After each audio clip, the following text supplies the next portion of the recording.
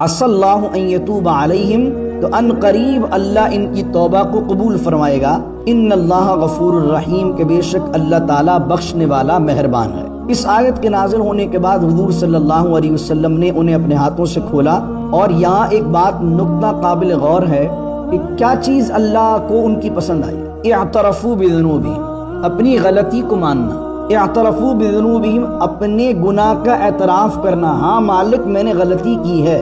منافقین کیا کر رہے تھے؟ جو پچھلی آیتیں ہیں ایکسکیوز، یہ مسئلہ ہے، یہ مسئلہ ہے، یہ مسئلہ ہے۔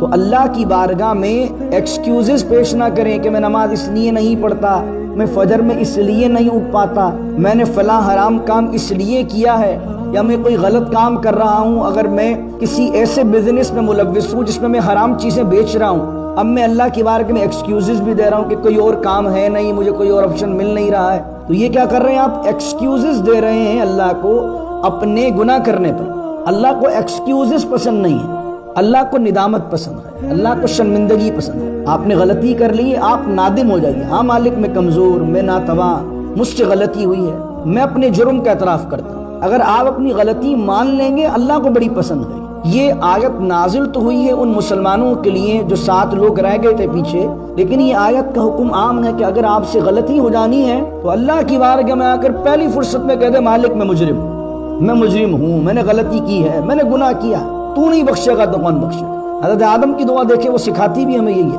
حالانکہ نبی تو گناہ سے پاک ہوتے ہیں، لیکن ان کی دعا میں پہلا کیا ہے؟ یا سیدنا و مولانا محمد معدن الجود والکرم وآلہ وصحبہ وبارک وسلم۔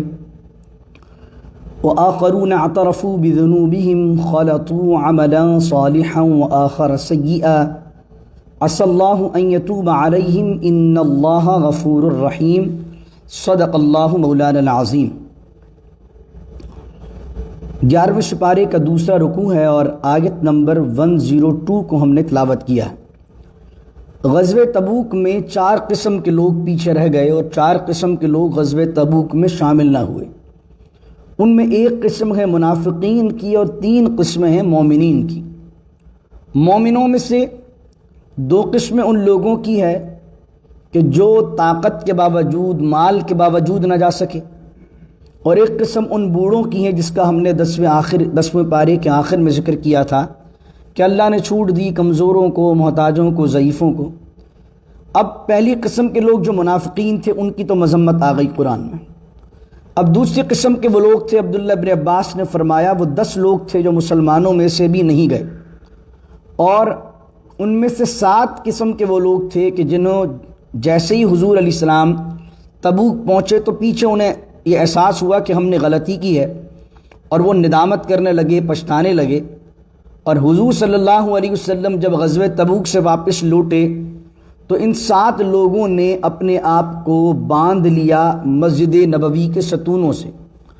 اس میں ایک راوی بیان کرتے ہیں کہ ایک صحابی حضرت ابو لبابہ بھی ہیں، جن کا میں نے ایک واقعہ آپ کو بیان کیا تھا، بنو قریظہ والا، کہ بنو قریظہ کو یہودیوں کو انہوں نے ایک مشورہ دیا، بعد میں انہیں ندامت ہوئی تو پھر انہوں نے اپنے آپ کو مسجد نبوی میں باندھ لیا، اور پھر ان کے نام سے ایک ریاض الجنہ میں ایک پلر بھی ہے جس کو اسطوانۃ التوبہ یا اسطوانہ لبابہ بھی کہتے ہیں۔ تو ایک روایت یہ آتی ہے کہ وہ بنو قریظہ کے معاملے میں انہوں نے اپنے آپ کو باندھا تھا، اور حافظ ابن جریر نے یہ لکھا ہے کہ وہ روایت وہاں نہیں باندھا تھا بلکہ یہاں باندھا تھا جب غزوہ تبوک میں وہ شامل نہیں ہوئے تھے۔ تو یہ 7 قسم کے لوگ تھے۔ نبی کریم صلی اللہ علیہ وسلم تشریف لائے اور کہا یہ ان لوگوں نے اپنے آپ کو کیوں باندھا ہوا ہے؟ تو انہوں نے کہا یا رسول اللہ صلی اللہ علیہ وسلم، یہ طاقت کے باوجود بھی تبوک میں نہیں گئے تھے سستی کی وجہ سے، اس وجہ سے اپنی غلطی پر یہ نادم ہوئے، اپنی غلطی پر پشیمان ہوئے، اب انہوں نے اپنے آپ کو پلر سے باندھ لیا۔ حضور علیہ السلام نے قسم کھائی کہ میں اس وقت تک انہیں نہیں کھولوں گا جب تک اللہ تعالیٰ مجھ پر کوئی حکم نازل نہ فرما دے۔ یہ لوگ کئی دن تک، ایک روایت میں 7 دن تک یہ بندے رہے، اور پھر اللہ رب العزت نے یہ آیت اپنے حبیب پر نازل کی جو آج ہم نے پڑھی ہے، وآخرون اعترفوا۔ اور ایک تو قسم ہے منافقین کے، فرمایا دوسرے قسم کے وہ لوگ ہیں اعترفوا بذنوبہم، کہ حبیب وہ اعتراف کرتے ہیں، تسلیم کرتے ہیں اپنے گناہ کو، اپنی غلطی کو مانتے ہیں۔ خلطوا عملا صالحا وآخر سیئا، انہوں نے اپنے نیک اعمال کے ساتھ غلطی سے برے عمل کو بھی ملا دیا، یعنی پہلے سے نیک لوگ تھے، پہلے غزوات میں شرکت کی تھی، اللہ کی راہ میں دینے والے تھے، اور غزوہ تبوک میں سستی کر کے اچھے اور برے عمل انہوں نے ملا دی۔ عسى اللہ ان یتوب علیہم، تو ان قریب اللہ ان کی توبہ کو قبول فرمائے گا۔ ان اللہ غفور الرحیم، کہ بے شک اللہ تعالیٰ بخشنے والا مہربان ہے۔ اس آیت کے نازل ہونے کے بعد حضور صلی اللہ علیہ وسلم نے انہیں اپنے ہاتھوں سے کھولا، اور یہاں ایک بات نکتہ قابل غور ہے کہ کیا چیز اللہ کو ان کی پسند آئی؟ اعترفوا بذنوبہم، اپنی غلطی کو ماننا، اعترفوا بذنوبہم، اپنے گناہ کا اعتراف کرنا، ہاں مالک میں نے غلطی کی ہے۔ منافقین کیا کر رہے تھے؟ جو پچھلی آیتیں ہیں، ایکسکیوز، یہ مسئلہ ہے، یہ مسئلہ ہے، یہ مسئلہ ہے۔ تو اللہ کی بارگاہ میں ایکسکیوزز پیش نہ کریں کہ میں نماز اس لیے نہیں پڑھتا، میں فجر میں اس لیے نہیں اٹھ پاتا، میں نے فلاں حرام کام اس لیے کیا ہے، یا میں کوئی غلط کام کر رہا ہوں، اگر میں کسی ایسے بزنس میں ملوث ہوں جس میں میں حرام چیزیں بیچ رہا ہوں، اب میں اللہ کی بارگاہ میں ایکسکیوزز بھی دے رہا ہوں کہ کوئی اور کام ہے نہیں، مجھے کوئی اور آپشن مل نہیں رہا ہے۔ تو یہ کیا کر رہے ہیں آپ؟ ایکسکیوزز دے رہے ہیں اللہ کو اپنے گناہ کرنے پر۔ اللہ کو ایکسکیوزز پسند نہیں ہے، اللہ کو ندامت پسند ہے، اللہ کو شرمندگی پسند ہے۔ آپ نے غلطی کر لی، آپ نادم ہو جائیے، ہاں مالک میں کمزور، میں ناتواں، مجھ سے غلطی ہوئی ہے، میں اپنے جرم کا اعتراف کرتا ہوں۔ اگر آپ اپنی غلطی مان لیں گے، اللہ کو بڑی پسند ہے۔ یہ آیت نازل تو ہوئی ہے ان مسلمانوں کے لیے جو 7 لوگ رہ گئے تھے پیچھے، لیکن یہ آیت کا حکم عام ہے کہ اگر آپ سے غلطی ہو جانی ہے تو اللہ کی بارگاہ میں آ کر پہلی فرصت میں کہہ دے مالک میں مجرم ہوں، میں نے غلطی کی ہے، میں نے گناہ کیا ہے، تو نہیں بخشے گا تو کون بخشے گا؟ حضرت آدم کی دعا دیکھیں، وہ سکھاتی بھی ہمیں یہی ہے۔ حالانکہ نبی تو گناہ سے پاک ہوتے ہیں، لیکن ان کی دعا میں پہلا کیا ہے؟ ایڈمٹ کیا انہوں نے، ربنا ظلمنا انفسنا وَإِن لَّمْ تَغْفِرْ لَنَا وَتَرْحَمْنَا لَنَكُونَنَّ مِنَ الْخَاسِرِينَ، اے ہمارے رب ہم نے اپنی جانوں پر ظلم کیا، وَإِن لَّمْ تَغْفِرْ لَنَا، اگر تو ہمیں نہیں بخشے گا، وَتَرْحَمْنَا، اور اگر تو ہم پر رحم نہیں کرے گا، تو لَنَكُونَنَّ مِنَ الْخَاسِرِينَ، تو ہم ضرور نقصان اٹھانے والوں میں سے ہو جائیں گے۔ اپنی غلطی جو مان لیتا ہے وہ چھوٹا نہیں ہوتا ہے، وہ اللہ کی بارگاہ میں بڑا ہو جاتا ہے، اور جو اکڑ جاتا ہے وہ خدا کی بارگاہ سے مردود ہو جاتا ہے۔ جب ان لوگوں کی توبہ قبول ہو گئی تو یہ لوگ اپنے مال و دولت لے کر آئے، صدقات لے کر آئے حضور کی بارگاہ میں کہ حضور اللہ نے ہماری توبہ قبول کر لی ہے، شکرانے کے طور پر ہمارا یہ مال قبول کر لیجئے بطور صدقہ۔ نبی کریم صلی اللہ علیہ وسلم نے ان کے مال قبول کرنے سے انکار کر دی۔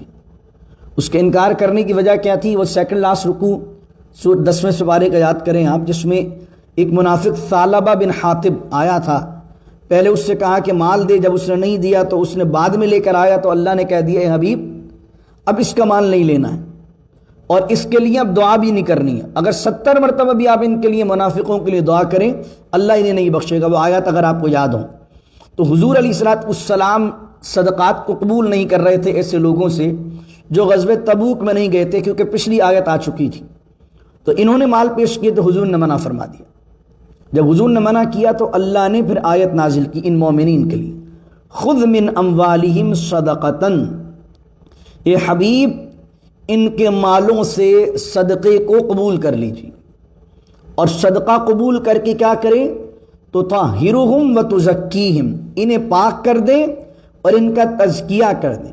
یہاں پر دونوں لفظ تطہرہم بھی اور تزکیہ، طہارت بھی اور تزکیہ دونوں پاک کرنے کے معنی میں آتا ہے، لیکن دونوں کو اس لیے استعمال کیا ہے کہ طہارت زیادہ تر استعمال ہوتا ہے جو آپ کی اپیرنس باڈی ہے اس کی پاکی کے لیے، غسل کر لیا آپ نے، وضو کر لیا آپ نے، وضو غسل آپ کی ظاہری جسم کو پاک کرتے یہ طہارت ہے، اور وتزکیہم تزکیہ کیا ہے؟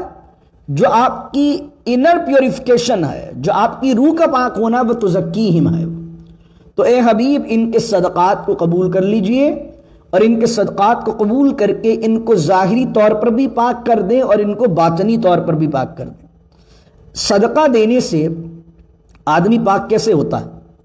ایک سوال آتا ہے ذہن کہ صدقہ دینے سے کیسے پاک ہوتا ہے؟ اس لیے کہ آدمی جو گناہ کرتا ہے وہ دنیا کی محبت میں کرتا ہے، اور دنیا اس کے دل پر چڑھی ہوتی ہے، اس لیے گناہ کرتا ہے۔ تو جب وہ گناہ سے تائب ہوتا ہے تو دنیا جو پیسہ و دولت ہے جس سے اس کو محبت تھی، جس کی وجہ سے اس نے گناہ کیا تھا، اللہ چاہتا ہے یہ چیز تو اپنی جیب سے اپنی رضا سے نکال تاکہ اس دنیا کی محبت تیرے دل میں کم ہو اور اللہ کی، اللہ کے دین کی، اللہ کے رسول کی محبت آ جائے۔ اور اے حبیب نے پاک بھی کیجئے وصلی علیہم، اور اے میرے محبوب ان پیاروں کے لیے دعا بھی کر دیجئے۔ پہلے کہا تھا نماز جنازہ بھی نہیں پڑھنا، پہلے کیا کہا تھا 70 مرتبہ بھی دعا کرے نہیں بخشے گا، لیکن وہ تھے منافق پکے۔ یہ کون ہیں؟ مومن ہیں، غلطی ہو گئی ہے، نادم ہو گئے ہیں، شرمندہ ہیں۔ تو جو شرمندہ اور نادم ہو جاتا ہے، حجت بازی نہیں کرتا، ہیلے بازی نہیں کرتا، تو یہ حبیب ان کے صدقات بھی قبول کر لیں، انہیں پاکیزہ کر دیں، وصلی علیہم، اور ان کی نماز جنازہ بھی پڑھیں اگر یہ مر جائیں، اور ان کے لیے دعا بھی کر دیں۔ نبی کریم صلی اللہ علیہ وسلم کی عادت تھی کہ حضور کی بارگاہ میں جب صدقہ لے کر آتا حضور اس کے لیے دعا کرتے۔ تو آدمی جب مسجد میں کوئی ڈونیشن دے یا کسی نیک کام کے لیے کوئی کام کرے تو جو ڈونیشن کلیکٹ کرنے والا ہے، ان آیات کی روشنی میں یہ ملتا ہے، اور احادیث ہمیں بیان کرتی ہیں کہ پھر انہیں دعا دینی چاہیے کہ انہوں نے اپنے مال کو اللہ کی راہ میں دیا، کیونکہ فرمایا ان صلاتک، اے حبیب بے شک آپ کی جو دعا ہے، نبی کی جو دعا ہے، ان صلاتک، اے حبیب جو آپ کی دعا ہے، سکن لہم، یہ ان کے لیے سکون کا باعث ہے کہ نبی نے ہماری مغفرت کے لیے دعا کر دی۔ اس کا مقصد نبی کی دعا تو ٹالی نہیں جاتی، نبی نے دعا کر دی، مقصد مغفرت ہو گئی۔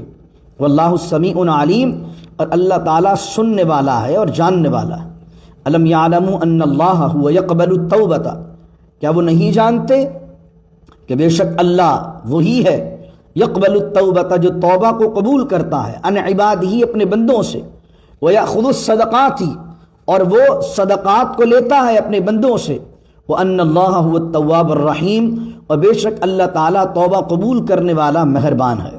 حضرت عائشہ فرماتی ہیں رضی اللہ عنہا، فرماتی ہیں نبی کریم صلی اللہ علیہ وسلم نے ارشاد فرمایا، آدمی اگر کھجور کی گٹھلی بھی اللہ کی راہ میں بطور صدقہ دیتا ہے تو اللہ کی جیسا شان کے لائق ہے۔ اللہ اپنے دائیں ہاتھ میں، حدیث میں تو کہا سیدھے ہاتھ میں، لیکن اللہ تعالیٰ سیدھا اور الٹا ہاتھ ہونے سے یہ پاک ہے۔ یہ حدیث متشابہات میں سے اللہ کا جیسا شان کے لائق ہے۔ سیدہ عائشہ فرماتی ہیں حضور نے فرمایا اللہ اس کو اپنے ہاتھ میں لیتا ہے اور اس کو بڑھاتا ہے، یہاں تک کہ قیامت کے دن وہ کھجور کی گٹھلی پہاڑ کے برابر ہو جائے گی۔ اور اس کی ثبوت میں قرآن کی وہ آیت ہے جو سورہ بقرہ میں ہم نے پڑھی تھی 3 پارے میں، جس میں اللہ نے کہا تھا یمحق اللہ الربا ویربی الصدقات، اللہ سود کو مٹاتا ہے، سودی کاروبار کو، سود کے نظام کو مٹاتا ہے، ویربی الصدقات، اور اللہ صدقات کی جو ہے وہ تربیت کرتا ہے، صدقات کو بڑھاتا ہے، یعنی صدقہ آپ نے اتنا دیا ہوگا، 10 روپے بھی دیں گے اللہ آپ کے مال میں بڑھوتی کرے گا، اللہ آپ کے اعمال میں بڑھوتی کرے گا۔ تو فرمایا وَقُلِ اعْمَلُوا، اب یہ توبہ تو تمہاری قبول کر لی ہے، وَقُلِ اعْمَلُوا، اے حبیب ان سے کہیے عمل کرو، فَسَيَرَ اللَّهُ عَمَلَكُمْ وَرَسُولُهُ وَالْمُؤْمِنُونَ، کہ ان قریب اللہ دیکھے گا تمہارے اعمال، اس کا رسول دیکھے گا تمہارے اعمال، اور مومنین تمہارے اعمال دیکھیں گے۔ اس سے کیا بات ثابت ہوئی کہ اگر کوئی جماعتی زندگی میں کہیں کوئی غلطی کر بیٹھے اور بڑا جرم کر لے تو اس سے معاف تو کر دیا جائے گا، لیکن کچھ عرصے تک اسے چیکنگ پر رکھا جائے گا، اس کا احتساب کیا جائے گا، اس کو مانیٹر کیا جائے گا کہ آیا کہ واقعی اس نے توبہ کی بھی ہے کہ نہیں کی ہے۔ تو اللہ کیا کہہ رہا، توبہ قبول کر لی، لیکن اب مومن بھی تمہارے اوپر نظر رکھیں گے، اللہ رسول بھی تمہارے اعمال دیکھیں گے کہ تم کیا کر رہے ہو۔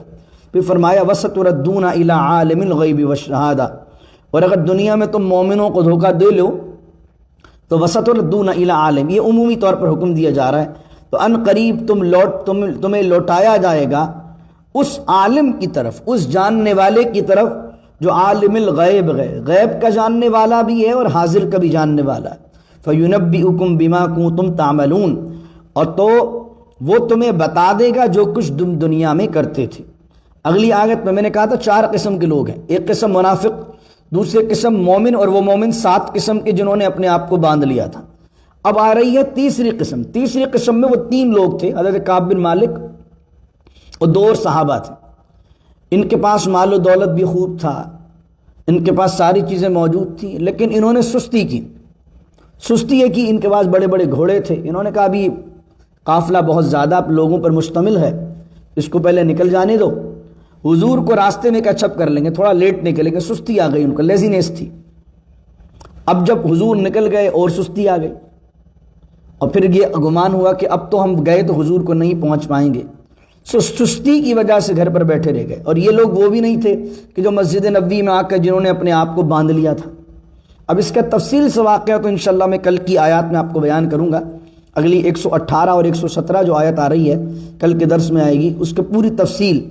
تو تیسری قسم ان لوگوں کی ہے جن کی توبہ کا ذکر پھر آئے گا کل کے درس میں, ان کا ذکر یہاں ہو رہا. وآخرون مرجون لامر اللہ, اور کچھ اور قسم کے لوگ بھی ہیں. وہ 3 قسم کے لوگ, وہ 3 لوگ کعب بن مالک اور جن کے میں نے 3 نام بیان کیے آپ کے سامنے, یہ 3 لوگ وہ بھی ہیں جن کا اللہ نے معاملہ مؤخر کیا ہوا ہے, پوسٹپونڈ کیا ہوا ہے. اللہ نے ان کے بارے میں اپنا حکم, اپنا فیصلہ پوسٹپونڈ کر دیا ہے, ڈیلے کر دیا ہے, مؤخر کر دیا ہے. اما یعذبہم, کہ شاید وہ انہیں عذاب دے دے, واما یتوب علیہم, یا ان کی توبہ کو قبول کر لے. دونوں چیزیں. اب اللہ نے ان کی توبہ قبول کر لی, لیکن وہ آئے گا اگلی آیت رکوع میں.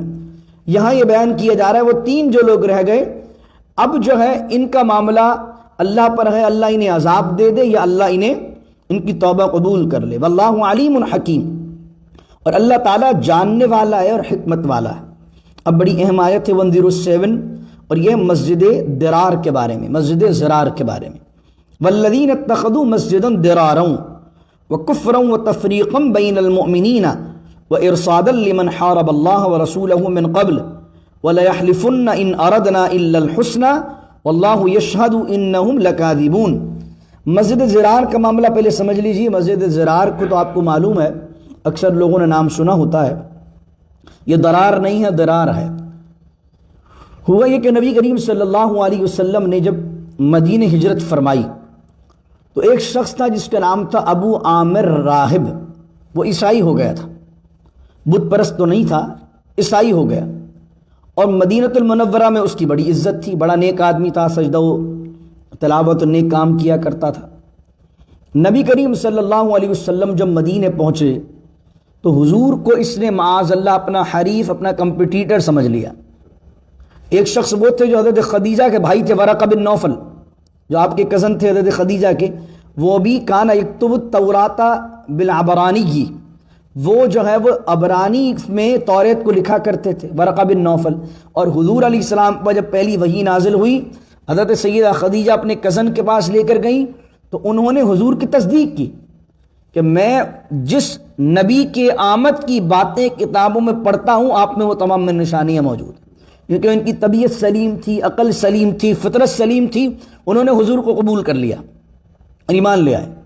لیکن یہاں پر جو ابو عامر راہب تھا, اس نے حضور علیہ السلام کو اپنا حریف اور کمپٹیٹر سمجھا. وہ نبی کریم صلی اللہ علیہ وسلم کے بارے میں غلط فہمیاں لوگوں کے اندر پیدا کرتا رہا. لیکن نبی کریم علیہ السلام کی شہرت, حضور کی مقبولیت میں دن بدن اضافہ ہوتا رہا. اور معاملہ یہ ہوا کہ غزوہ بدر بھی مسلمان جیت گئے کافروں سے. جب غزوہ بدر جیت گئے تو اس کے دل میں اور وویلا ہوا, اور اس کے دل پھٹا کہ یہ ابھی بھی ناکام ہوا. تو یہ مدینہ چھوڑ کر مکے چلا گیا, اور مکے کے اندر لوگوں کو بدلہ لینے پر ابھارتا رہا. تو وہ جو غزوہ احد میں تحریک جنم لی ہے, جو کافر بدلہ لینے آئے تھے بدر کا, اس کے اندر بہت بڑا رول تھا ابو عامر راہب کا.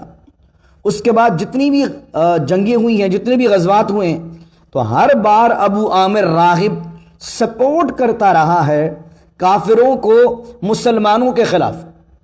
اور ابو عامر راہب یہ وہی بدبخت ہے کہ جو غزوہ احد کے دن جنگ شروع ہونے سے پہلے انصار کو دیکھا تو اس نے سوچا کہ انصار سے پرانے میرے مراسم ہیں, تعلقات ہیں, تو ان کے پاس آ کر ان کو کہنے لگا تم پیچھے ہٹ جاؤ. لیکن انصار نے بھی اس کو دھتکار دیا.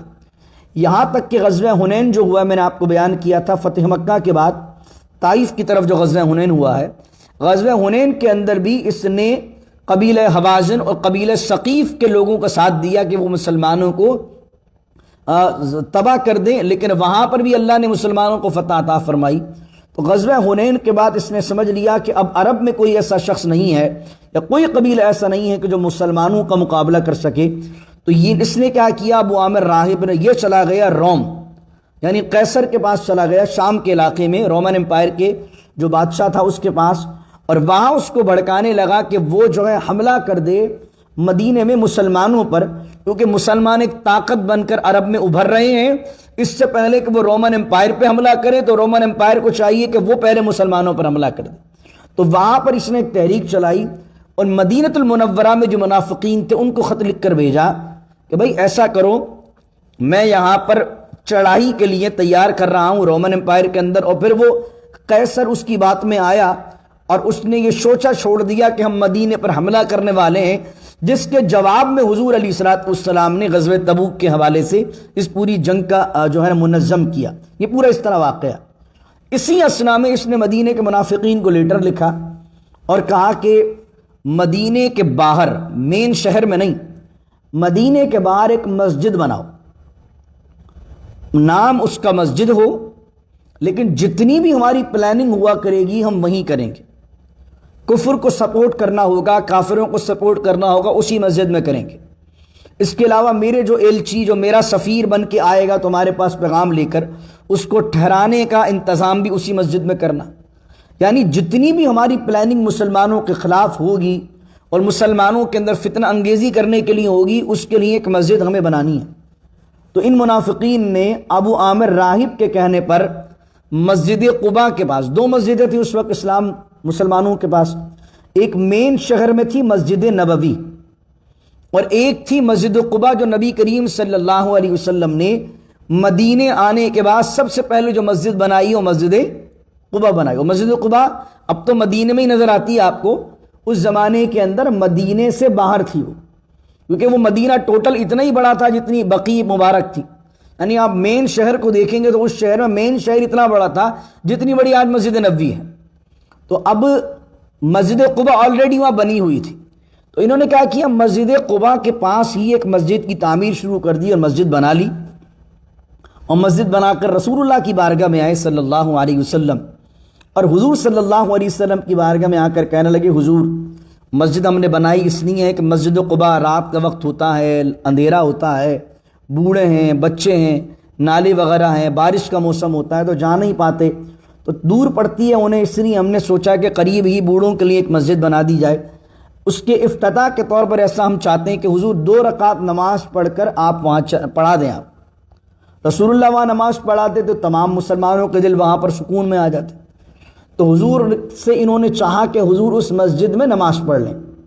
اب نبی کریم علیہ الصلوۃ والسلام غزوہ تبوک کے لیے نکل رہے تھے اور حضور کی نگاہ بصیرت بھی تھی کہ 2 نمبر لوگ ہیں، تو نبی کریم علیہ الصلوۃ والسلام نے پہلے بات کو ٹال دیا اور کہا ابھی تو ہم غزوہ تبوک کے لیے جا رہے ہیں، ابھی تو وقت نہیں ہے، واپس آئیں گے تو دیکھیں گے۔ نبی کریم صلی اللہ علیہ وسلم جب واپس آئے تبوک سے تو ابھی راستہ میں ہی تھے، مدینے پہنچنے والے تھے کہ اللہ رب العزت نے یہ آیات نازل فرمائی جو آج میں آپ کے سامنے بیان کر رہا ہوں۔ والذین اتخذوا مسجدا ضرارا، اور کچھ لوگ وہ ہیں کہ جنہوں نے مسجد بنائی ہے ضرارن، ضرار کہتے ہیں نقصان کو، مسجد بنائی ہی اسلام کو نقصان پہنچانے کے لیے۔ تعمیر کا مقصد اسلام پھیلانا نہیں، مسجد بنائی ہی اس لیے ہے کہ وہ اسلام کو نقصان پہنچائیں، ضرارن مسلمانوں کو نقصان پہنچائیں، وکفرن، اور بنائی مسجد اسلام کے لیے نہیں ہے بلکہ انہوں نے مسجد بنائی ہے کفر کے لیے، وتفریقا بین المؤمنین، اور تیسری وجہ کیا ہے، انہوں نے مسجد بنائی ہے مسلمانوں میں فرقہ ڈالنے کے لیے، مسلمانوں میں تفریق کرنے کے لیے، مسلمانوں کو جدا کرنے کے لیے، مسلمانوں کا اتحاد توڑنے کے لیے، وارصادا لمن حارب اللہ ورسولہ من قبل، اور ارصاد کہتے ہیں گھات کو، اور انہوں نے مورچہ بنایا ہے، گھات بنائی ہے، ایک ایسا ہب بنایا ہے اس شخص کے لیے کہ جو اللہ اور اس کے رسول سے اس سے پہلے بھی جنگ کر چکا ہے۔ کون؟ ابو عامر۔ وَلَيَحْلِفُنَّ، اور یہ ضرور آپ کے پاس آ کر قسمیں کھائیں گے یہ منافق، ان اردنا الا الحسنى، کہ ہمارا ارادہ تو بہت نیک ہے حضور، مسجد بنانا چاہتے ہیں، کتنا نیک کام ہے، اللہ کی عبادت ہوگی، واللہ یشہد انہم لکاذبون، اور بے شک یہ جو ہیں یہ جھوٹے ہیں، اللہ قسم کھاتا ہے، گواہی دیتا ہے کہ یہ جھوٹے لوگ ہیں، ان کی کوئی ارادہ نیکی کا نہیں ہے۔ کیا ارادہ ہے؟ اسلام کو نقصان، کفر کو سپورٹ اور تیسری جگہ وَتَفْرِيقًا بَيْنَ الْمُؤْمِنِينَ، اور مسلمانوں میں گروہ بندی کرنا، مسلمانوں کو جدا جدا کرنے کی نیت سے مسجد بنائی ہے۔ لا تقم فیہ ابدا، اے حبیب آپ کبھی بھی اس مسجد میں کھڑے نہ ہوں۔ لا تقم فیہ ابدا، کبھی بھی اس مسجد میں کھڑے نہ ہوں۔ لمسجد اسس علی التقوی، اور ایک وہ مسجد ہے اسسا جس کی بنیاد رکھی گئی ہے علی التقوی، تقوی پر، من اول یوم، پہلے دن سے، احق ان تقوم فیہ، زیادہ حقدار ہے اے میرے محبوب آپ وہاں پر جائیے، آپ وہاں کھڑے ہیں۔ وہ کون سی مسجد ہے؟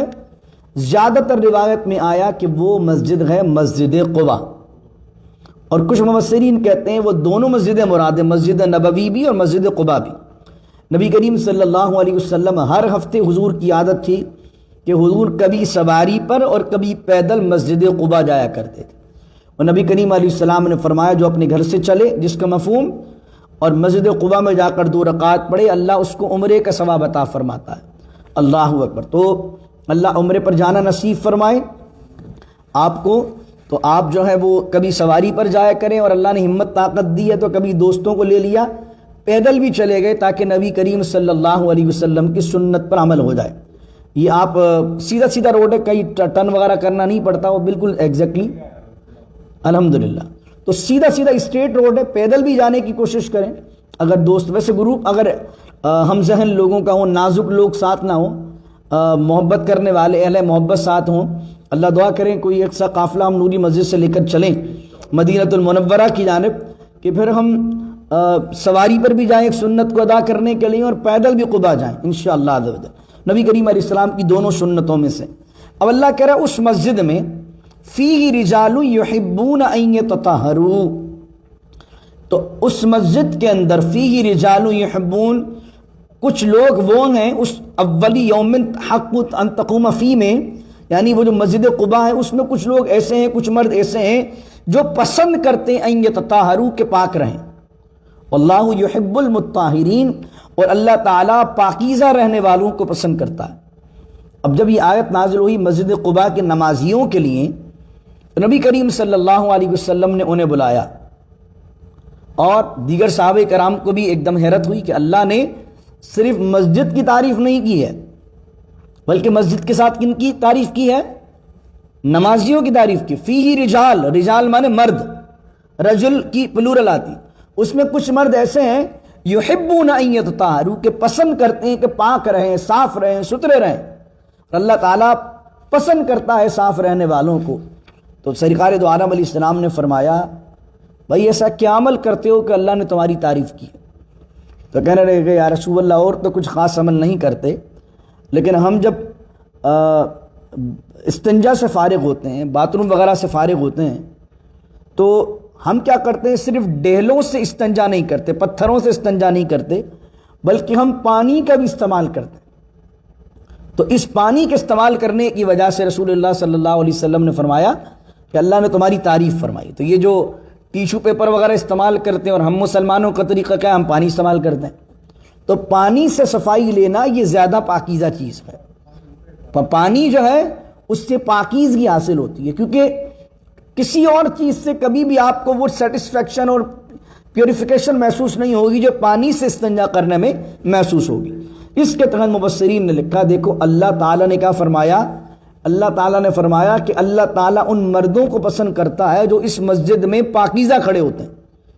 تو اس لیے آدمی کو چاہیے مسجد آئے تو اپنے آپ کو سنوار کر آئے، مسجد میں بدبو لے کر نہ آئے، پرانے کپڑے پہن کر نہ۔ ابو داؤد کی حدیث ہے، نبی کریم علیہ السلام نے ایک شخص کو دیکھا جس کے بال بکھرے ہوئے تھے، حضور علیہ السلام نے فرمایا تجھے کوئی ایسی چیز نہ ملی جس سے تو اپنے بال سنوار لے؟ حضور علیہ السلام نے ابو داؤد کی حدیث سے ایک شخص کو دیکھا کپڑے میلے تھے اس کے، حضور علیہ السلام نے ناپسندیدگی کا اظہار فرمایا تجھے کوئی کپڑے نہیں ملے کپڑے پہننے کے لیے؟ تو اب مسجد میں آ رہے ہیں تو اچھے کپڑے پہن کر آئیں، مسجد میں آ رہے روزانہ نہانے کی عادت بنائیے، مسجد میں آ رہے اچھے کپڑے پہننے کی عادت بنائیے، مسجد میں آ رہے اگر دیندار آدمی ہے تو پاکیزہ رہیے، صاف ستھرے رہیے۔ اگر دیندار لوگ بھی اگر صحیح نہیں رہیں گے تو ایک دنیا دار پر دینداروں کا کیا اثر پڑے گا؟ اس لیے علامہ عبد الرؤف مناوی لکھتے ہیں علماء کو اور حکام کو اور دیندار لوگوں کو چاہیے اپنے آپ کو نفاست سے، نظافت سے اور پاکیزہ اور صحت ستھرے رہیں، کیونکہ ان کی شخصیت جو ہوتی ہے وہ لوگوں سے میل ملاپ کی ہوتی ہے۔ تو نبی کریم علیہ السلام کی ایک حدیث، مسند بزار کی حدیث ہے، حضور علیہ السلام نے ایک شخص کو دیکھا جس کے بال بکھرے ہوئے تھے، جنگلیوں کی طرح تھا، تو حضور علیہ السلام نے فرمایا، جس کا مفہوم تمہارا کہ تمہاری کیا عادت ہے کہ تم شیطان کی طرح بکھرے ہوئے بال رکھتے ہو؟ تو اس لیے صرف نمازوں کی طرف توجہ نہ ہو، صرف اور صرف تلاوت قرآن کی طرف توجہ نہ ہو، وہ بھی کرنی ہے، اور اپنے آپ کو پاکیزہ رکھنا، ستھرا رکھنا، اپنے آپ کو مینٹین رکھنا، اپنے آپ کو اچھے کپڑے پہننا، اچھا امامہ پہننا، بالوں کو بنانا، بالوں میں تیل لگانا، داڑھی کو سنوارنا، داڑھی کو اچھی طرح لک میں رکھنا، داڑھی اگر رکھی ہوئی ہے اس کو طریقے سے اس کی خط بنواتے رہیں، بال رکھے ہیں تو بالوں کو طریقے سے بناتے رہیں، کپڑے پہنتے ہیں مسجد آتے ہوئے تو دیکھیں میں کون سا سوٹ پہنا ہوا ہوں، کتنے دن سے پہنا ہوا ہوں، میں کب نہایا تھا، یہ اندر بنیان میں نے پہنا تھا، کب پہنا تھا، کہیں میرے برابر میں کھڑے ہونے والے کو میرے جسم سے بدبو تو نہیں آ رہی ہے کہ میں مسجد میں آ کر دوسروں کے لیے اذیت کا باعث تو نہیں بن رہا ہوں۔ یہ تمام چیزیں سوچیں گے کہ سارا کا سارا دین ہے ہمارا، اور یہی قرآن کہہ رہا ہے کہ وہ مسجد میں کھڑے ہونے والے مرد جو پسند کرتے ہیں اپنے آپ کو پاکیزہ اور صاف رکھنا، اللہ انہیں پسند کرتا ہے، انہیں پاکی پسند ہے، انہیں صفائی پسند ہے، اللہ کو پاک لوگ پسند ہیں۔ تو آپ بھی چاہتے ہیں اللہ آپ کو اپنے پسندیدہ لوگوں میں شامل کر لیں، تو ملنگ نہ بن کے رہیے، ستھرے بن کے رہیے، صاف ستھرے رہیے۔ اللہ اکبر۔ آخری دو آیتیں اس پر اختتام کرتے ہیں۔ افمن اسس بنیانہ علی تقوی من اللہ ورضوان خیر ام من اسس بنیانہ علی شفا جرف ہار فنہار به فی نار جہنم واللہ لا یہدی القوم الظالمین۔ کیا اس مسجد میں کھڑا ہونا بہتر ہے، یا کیا اس مسجد کی تعمیر بہتر ہے، بنیانہ علی تقوی من اللہ، جو بنائی گئی ہے اللہ کی رضا کے لیے، ورضوان، اور اس کی رضا کے لیے اور تقوی پر، وہ بہتر مسجد ہے، امن اسس بنیانہ علی شفا جرف ہار، یا وہ مسجد بہتر ہے جو بنائی گئی ہے ایسے کھوکھلے کنارے پر جو گرنے والا ہے۔ شفا کا معنی ہوتا ہے کنارہ، اور شفا کا مطلب ہوتا ہے صحت یابی۔ جب آپ کسے کہتے ہیں کہ اللہ تجھے شفا عطا فرمائے، اس کا مقصد ہے تو کنارے لگ جا، تو شفا نہیں ہوتا ہے، شفا ہوتا ہے۔ یہاں پر قرآن کہہ رہا ہے شفا، شفا کا مطلب آپ نے کہا اللہ تجھے شفا دے، مطلب تیرا معاملہ تیرا ڈن ہو جائے، جا تو بھائی کام ہو گیا تیرا۔ وہ بیچارہ سمجھ رہا آپ دعا دے رہے ہیں اسے، آپ کہہ رہے ہیں تجھے شفا ہو جائے، اس کا مقصد تیری زندگی تمام ہو جائے۔ علی شفا، وہ جو بناتے ہیں، انہوں نے جو مسجد بنائی ہے وہ ایسے کنارے پر، اللہ مثال دیتے ہوئے بیان کر رہا ہے، ایگزامپل ہے۔ شفا معنی کنارہ، جرفن کا معنی ہوتا ہے، بعض اوقات آپ نے کچھ اس طرح کے ٹیلے دیکھے ہوں گے کہ سمندر کی لہریں اس سے ٹکرا رہی ہوتی ہیں، تو اوپر کا پتھر یا اوپر کی مٹی تو نظر آ رہی ہوتی ہے، لیکن اندر سے لہروں نے ٹکرا کر اس کی بیس ساری کھوکھلی کر دی ہوتی۔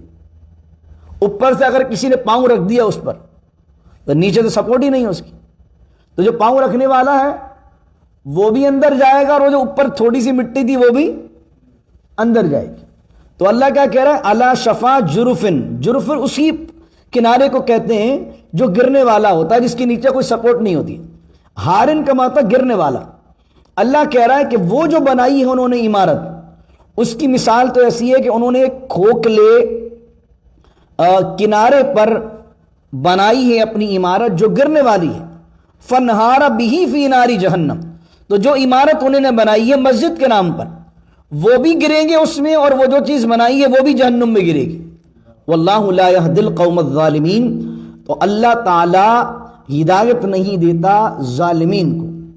لا یزال، آخری آیت، لا یزال بنیانہم الذی بنوا ریبۃ فی قلوبہم الا ان تقطع قلوبہم واللہ علیم حکیم۔ اس آخری آیت کے متعلق ایک میں انٹرسٹنگ بات بھی بتاؤں گا آپ کو، پہلے ترجمہ سمجھیے۔ لا یزال، اور ہمیشہ رہے گی، بنیانہم الذی بنوا، اس عمارت کی جو انہوں نے بنائی ہے اس کے متعلق ہمیشہ ان کے دل میں ریبتن فی قلوب، ہمیشہ شک رہے گا. جو عمارت ان میں بنائی ہے شک میں ہمیشہ مبتلا رہیں گے. الا ان تقطع قلوب، یہاں تک کہ ان کے دل کے ٹکڑے ٹکڑے بھی ہو جائیں. واللہ علیم حکیم، اور اللہ تعالیٰ جاننے والا ہے اور حکمت والا ہے. یہاں یہ بیان کر دیا گیا ان تمام آیت مسجد درار والی میں کہ دیکھو مسجد، آج ایک بہت اچھی بات پڑھی میں نے ایک تفسیر میں، بہت دل کو لگی بات. مسجد زمینوں پر نہیں بنتی ہے، مسجد نیتوں پر بنتی ہے. کسی لینڈ کو لے کر مسجد بنانا نہیں ہے. مسجد جو بنا رہے ہیں اصل مسجد بن رہی ہے ان کی نیت پر. لینڈ تو انہوں نے بھی لیا تھا نا، منافقین نے بنائی تو انہوں نے بھی تھی، خرچہ تو انہوں نے بھی کیا تھا، لیکن اللہ نے اس مسجد کو رد کر دیا. کیوں؟ کیونکہ مسجد پہلے کہاں بنی تھی؟ ان کے دل میں. اور مسجد کی نیت کیا تھی بنانے کے لیے؟ اور مسجد بنائی کس لیے تھی؟ مسجد بنتی ہے اتحاد مسلمین کے لیے. اگر مسجد آپ نے بنائی ہے کہ میں اس کو نیچا دکھاؤں گا اور اس کو نیچا دکھاؤں گا اور اس مسجد کو ٹکر دوں گا اور اس مسجد کو ٹکر دوں گا. ہمارے ہاں میں جاپان میں گیا اور ایک شخص نے اعلان کیا الحمدللہ اللہ کا فضل ہے کہ جب ہم آئے تھے تو 5 مسجدیں تھیں اور اب ہم آئے ہیں تو 100 مسجدیں ہو گئی ہیں الحمدللہ. میری تقریر کا موضوع آیا تو میں نے کہا بہت اچھی بات ہے، 100 مسجدیں بنا دی آپ نے اس پورے جاپان میں، اللہ کا فضل ہے، شکر احسان ہے. لیکن ایک لمحے کو سوچئے، کیونکہ میں چند مسجدوں میں گیا تھا تو میں نے ہر مسجد میں کچھ معاملات دیکھے، محسوس کیے، تو پھر دل میرا آیا کہ کہنے میں حق بات ہونی چاہیے تو بیان کرنے چاہیے. تو میں نے ان کو کہا کہ یہ مجھے بتائیے کہ کتنی مسجدیں اس نیت سے بنی ہیں کہ اللہ کے دین کے پیغام کو عام کیا جائے، سب مسلمانوں کو یونٹی کے ساتھ جمع کیا جائے، اور کتنی مسجدیں اس لیے بنی ہیں کہ بھئی کمیٹیوں میں آپس میں پھڈے ہو گئے. اب دوسری کمیٹی نے کہا کہ جناب ہم مسجد الگ بنائیں گے، ہم مسجد الگ بنائیں گے، پھر مسجد الگ بنائیں گے. تو اللہ کے لیے بن رہی ہے تو اچھی ہے، دوسرے کو نیچا دکھانے کے لیے بن رہی ہے، کسی مسجد کو ٹکر دینے کے لیے بن رہی ہے، کسی لوگوں کو نیچا دکھانے کے لیے بن رہی ہے، یا مسلمانوں کو الگ کرنے کے لیے بن رہی ہے، تو پھر وہ مسجد تو تفریقا بین المومنین ہوئی نا. وہ مسجد اسلام کو بڑھانے کے لیے نہیں ہو رہی ہے، وہ تو آپس کے اندر وہ جو انا ہے، آپس میں جو ایک دوسرے سے جھگڑا ہے، آپس کے اندر جناب والا وہ جو 2 سیٹھوں کا آپس میں لگ گئی ہے. ایک سیٹ نے بولا تو نے یہ کی، چل میں تیرے ٹکر میں یہ مسجد بنا دوں. تو مسجد کی مسجد سے کیا ٹکر ہوتی ہے بھائی؟ وہ بھی اللہ کے دین کا کام کر رہے ہیں، ہم بھی اللہ کے دین کا کام کر رہے ہیں. تو یہ جو ہماری سوسائٹی کے اندر یہ جو ایک دوسرے کی ٹکر پہ مسجد بن رہی ہے، جب نیت ہی ایک مسلمان کو ٹکر دینے کی ہے تو اس مسجد میں بھلائی کیسے آئے گی؟ اس مسجد میں خیر کیسے آئے گی؟ جس مسجد کے اندر نیت ہی لوگوں کو جمع کرنے کی نہ ہو، مسلمانوں کو جمع کرنے کی نہ ہو، بلکہ مسلمانوں پر فتوے لگانے کو تو بھی کافر، تو بھی فلاں، تو بھی فلاں، تو بھی فلاں. جب نیت ہی مسلمانوں کے لیے مسجد بنانے کی نہیں ہے بلکہ اپنی 1.5 انچ کی مسجد تعمیر کرنے کی ہے، تو مسجد آباد کیسے ہوں گی؟ مسجد تو بننی ہے مسلمانوں کے اتحاد کے لیے. تو آج بھی جو مسجدیں مسلمانوں کو الگ کرنے کے لیے بنائی جا رہی ہیں، وہ مسجدیں پھر مسجدیں نہیں رہتی ہیں، فساد کا گڑھ بن جاتی ہیں. تو ہمیں سوچنا چاہیے. دوسری چیز، مسجد جب بنانی چاہیے تو علی التقویٰ، تقوی پر بنانی چاہیے. علامہ سعیدی نے سورہ توبہ کے آغاز میں جب مسجدوں کی تعمیر کا ذکر کیا تھا کہ مسجد تعمیر کون کرتے ہیں، تو انہوں نے وہاں پر بڑی تفصیل سے لکھا ہے کہ مسجدوں کو رکھیے اللہ کے نام پر، مسجدوں کو رکھیے اچھے لوگوں کے نام پر، مسجدوں کو اپنے نام پر یا کسی جماعت کے نام پر یا کسی کمیونٹی کے نام پر نہیں رکھنا چاہیے. انہوں نے کہا اگر کوئی رکھ دے اس نیت کے ساتھ کہ میں اپنی دادی کے نام پر یا میں اپنی نما کے نام پر یا میں اپنی جماعت کے نام پر اس مسجد کے نام رکھ رہا ہوں، اللہ تعالیٰ ان کو ثواب عطا فرمائے. فرمائے جائز ہے، لیکن بہتر یہ ہے کہ مسجد کے وہ کسی بھی جماعت کا یا کسی بھی کمیونٹی کا یا کسی بھی بندے کا نام نہ دیا جائے، کیونکہ اس میں ریاکاری کا خدشہ ہو جاتا ہے. جیسے پاکستان میں بھی کراچی چلے جائیے، بلوچ مسجد ہے، لاکھا مسجد ہے، میمن مسجد ہے. بھائی مسجد اللہ کے لیے ہونا چاہیے، تو مسجد کا ایسا نام رکھیے جو نیوٹرل ہو، انبائس ہو. اس مسجد کو کوئی نام ایسا نہ دیجیے جس میں ریاکاری کا شائبہ. اگر کوئی یہ کہے کہ نہیں ہم نے نیت یہ کی ہے کہ جن جن لوگوں نے ڈونیشن دیا تھا ان کو ثواب پہنچے، تو ضروری نہیں ہے نام رکھیں گے تو ثواب پہنچے گا، آپ کی نیت کا ثواب پہنچے گا ان کو. تو مسجدوں کو کوشش کیجئے کہ تقوی کی بنیاد پر رکھیں اور کوشش کریں اس میں ریا آنے نہ پائے۔ میں یہ نہیں کہہ رہا کہ جس نے نام رکھ دیا وہ ریاکاری میں آ گیا، حسن زن رکھنا چاہیے۔ کوئی مومن اس لیے نام رکھتا ہوگا کہ اپنے مرحوم کو ثواب پہنچائے، لیکن علماء نے لکھا بہتر یہ ہے کہ آدمی نام اللہ کے نام پر، رسول کے نام پر، ان لوگوں کے نام پر مسجد رکھے، اپنے نام پر، ماں باپ کے نام پر یا کمیونٹی اور جماعت کے نام پر مسجد نہ رکھے، ورنہ پھر کلیم کیا کرے گی ایک جماعت؟ کسی ایک ذات کے نام پر مسجد رکھ دی، وہ ساری ذات اور برادری والے کہیں گے یہ ہماری مسجد ہے، تمہاری مسجد نہیں ہے۔ اچھا کمیٹی میں بھی اسی ذات کے لوگ ہوں گے، دوسرے لوگ آ نہیں سکتے کہ بھائی چونکہ ان لوگوں نے مسجد بنائی ہے، ان لوگوں نے کیا ہے، تو اب جناب اس جماعت کے نام پر مسجد ہے تو اس جماعت کے لوگ ہی کمیٹی میں آ سکتے ہیں، دوسرے لوگ نہیں آ سکتے۔ تو اس لیے علماء نے اس کو لکھا ہے کہ مسجدوں کو جماعت کا نام نہ دیجیے، مسجدوں کو کمیونٹی کا نام نہ دیجیے، مسجدوں کو کسی ذات کا نام دیجیے، مسجدوں کو نیوٹرل رکھیے تاکہ تمام مسلمان اس مسجد میں آ سکیں اور سب کے لیے وہ اللہ کا گھر ہو، کسی بندے کا گھر نہ تصور ہو۔ مسجدوں میں ایسا ماحول بنائیے کہ مسجد کسی کے باپ کی نہ لگے، مسجد اللہ کی لگے۔ ہمارے ہاں مسجدوں کے اندر کوئی آتے ہیں تو کچھ اس مسجدوں میں اس طرح کا ماحول بنا دیتے کہ 4 بندے جو نا مالک بن کے بیٹھے ہوتے مسجد کے، اور بھائی میں امام ہوں، میں بھی اللہ کا بندہ ہوں، اس مسجد میں کوئی اور بندہ پہلی دفعہ آئے گا وہ بھی مسجد کا اندر اللہ کا بندہ، میرا حق اور اس کا حق برابر ہے۔ آخری بات سمجھیے، ایک بڑی انٹرسٹنگ بات انہوں نے لکھی ہے علامہ سعیدی نے، جو آخری آیت میں نے آج پڑھی ہے اس کا آیت نمبر کیا ہے؟ 110، اور یہ قرآن کی سورت ہے، سورت نمبر 9، کاؤنٹ کرتے ہوئے آ جائیے، سورت نمبر 9 ہے۔ وہ سپارہ کون سا ہے؟ 11 سپارہ، اور رکوع کون سا ہے؟ دوسرا۔ انہوں نے کہا کہ علامہ سعیدی نے جو اپنی زندگی آخر میں تفسیر لکھی ہے 2015-16 میں، اس تفسیر کے اندر انتقال سے پہلے انہوں نے یہ بات لکھی ہے کہ 9/11 کی طرف اس آیت میں اشارہ ہے۔ وہ اشارہ کس طرح کہ سورت کا نمبر 9 ہے، سپارے کے نمبر تو کیا ہوا؟ 9/11۔ آیت کا نمبر کیا ہے؟ 110۔ اس کی بلڈنگ کی منزلیں کتنی تھی؟ 110 ہی تھی، اور وہ کہلاتا کیا تھا؟ ٹوئن ٹاور، 2 ٹاور تھے، تو وہ رکوع نمبر 2 ہے۔ اور یہ کہتے ہیں آیت میں کیا ہے؟ لا یزال بنیانہم الذی بنوا ریبۃ فی قلوبہم، اور ہمیشہ رہے گی وہ عمارت جو انہوں نے بنائی تھی ان کے دلوں میں شک مبتلا کرتی رہے گی۔ آج آپ دیکھیں کہ اس بنیاد پر کتنی ریسرچ آ گئی ہے کہ وہ کس نے کروایا۔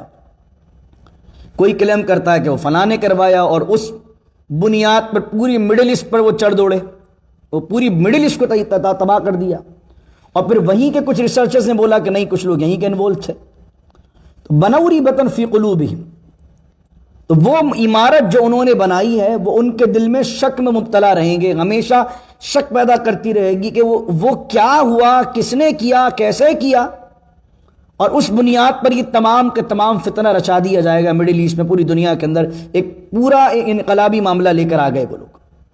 تو علامہ سعیدی نے ایک اپنا خیال پیش کیا ہے، ضروری نہیں ہے اس آیت سے مراد یہ ہو، ایک انہوں نے اشارہ پیش کیا، اور جو چیزیں انہوں نے پیش کی ہیں وہ اتفاق سے ہی کہ مل بھی رہی ہیں کہ 9ویں سورت ہے، 11واں سپارہ ہے، 110 نمبر آیت ہے، اور دوسرا رکوع ہے، اور جو آیت ہے اس آیت میں عمارت کی ہی بات ہے، تعمیر کی ہی بات ہے، اور جن کا مخاطب ہے وہ منافق اور کافرین ہیں کہ جن کے دل میں وہ عمارت شک بن کے لٹکی رہے گی۔